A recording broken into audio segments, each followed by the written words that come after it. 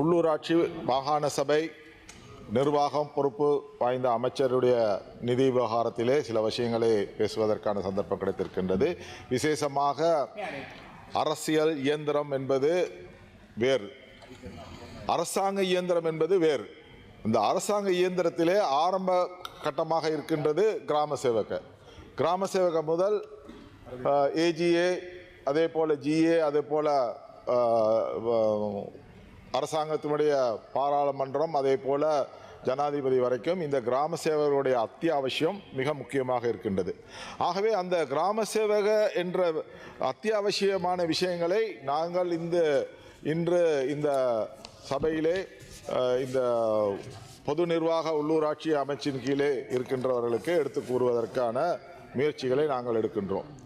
நல்லாட்சி காலத்திலே 4 பிரதேச சபைகளும் 5 பிரதேச சபை செயலகங்கள் 5ம் பிரதேச செயலகங்கள் 4ம் புதிதாக ஆரம்பிக்கப்பட்டது. அந்த வகையிலே ஆரம்பிக்கப்பட்ட பிரதேச செயலகங்களிலே 2 இப்பொழுது நடைமுறையிலே செயல்பட்டு வருகின்றது. அதிலே ஒன்றுதான் நோர்வுட் பிரதேச சபை. அம்பகமுவ பிரதேச சபை 2ஆக பிரிக்கப்பட்டு நோர்வுட் பிரதேச சபை உருவாக்கப்பட்டது. இந்த நோர்வுட் பிரதேச சபையிலே விசேஷமாக அதை நான் உங்களுக்கு சொல்ல விரும்புகின்றேன். நூரெலிய மாவட்டத்தினுடைய சனத்தொகை கிட்டத்தட்ட 7,81,000. அதிலே நோர்வுட் பிரதேச செயலகத்தில் மட்டும் வாழும் மக்கள் தொகை கிட்டத்தட்ட 2,25,000. நோர்வுட் பிரதேச செயலகத்தின் மக்கள் செறிவு சதுர கிலோமீட்டர் 510. கிராம சேவகர் பிரிவு 35. வாக்காளர்கள் 1,04,656. இங்கு வாழ்கின்ற பெரும்பாலும் தோட்ட மக்கள் 89% வாழ்கின்றார்கள். இங்கு இந்த பிரதேச சபை செயலகம் அமைக்கப்பட்டாலும் இங்கே இன்னும் கட்டிட வசதிகள் முறையாக செய்யப்படவில்லை. உத்தியோகத்தர்கள் அங்கு கொடுக்கப்படவில்லை.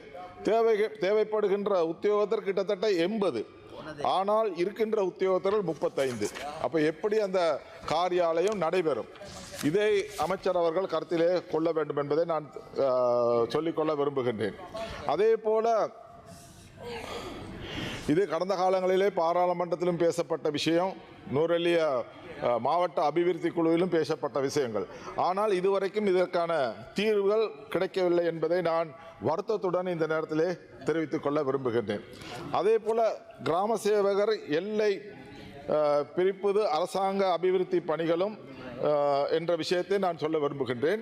கிட்டத்தட்ட நமக்கு தெரியும், இலங்கையிலே கதிர்காம பகுதியிலே 15,000 பேருக்கு ஒரு பிரதேச செயலகம் இருக்கின்றது. அதிலே கிட்டத்தட்ட 12 கிராம சேவகர்கள் இருக்கின்றார்கள். ஆனால் இந்த நோர்வுட் பிரதேசத்திலே கேக்கசோல்ட் என்ற பிரதேசத்திலே 12,000 பேருக்கு ஒரு கிராம சேவகர். இந்த நாட்டிலே சமம் என்று சொல்லப்படுகின்ற இந்த விஷயத்திலே நீங்கள் பாருங்கள். கரு அமத்துமா கத்திரகம பலாத்தே மகித்தானே 12,000කට ප්‍රාදේශීය ලේකම් කොට්ටාසයක් තියෙනවා. ග්‍රාම සේවකලා 12 දෙනෙක් ඉන්නවා. නූරේලිය නෝවුඩ් ප්‍රදේශයේ එක ග්‍රාම සේවක ඩිවිෂන් එකේ ජනතාව 12,000ක් ඉන්නවා. මේක අසාධාරණයක්. කකසෝල්ඩ් පොඩ ලියා ගන්න. ඔබතුමා මේකට පිළිවෙලක් කරන්න. මේක තමයි අපි ඒ පෞගේ දවසලත් අපි ෆයිට් කරලා මේක බෙදන්න කිව්වේ. ඒක බෙදලා දුන්නාට වැඩක් නැහැ. ග්‍රාම සේවකලා වැඩි කරන්නේ නැත්තම්. ග්‍රාම සේවකලා වැඩි කරන්නේ නැත්තම් අස්වැස්සුම හම්බ වෙන්නේ නැහැ. ඒ සර්ටිෆිකේට්ස් හම්බ වෙන්නේ නැහැ. සියලු දෙනාම අපි යන්න වෙන්නේ ග්‍රාම සේවකලා ළඟ. එතකොට ග්‍රාම සේවකලා මේක කරන්න බෑ.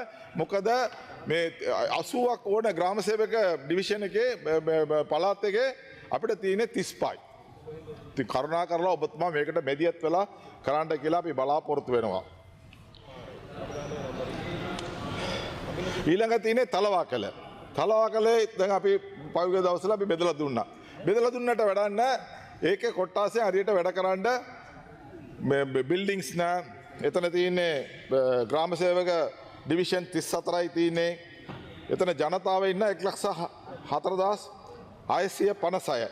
ග්‍රාම සේවක ඉන්නේ 34යි. ග්‍රාම සේවක ඕන වෙන්නේ 80යි.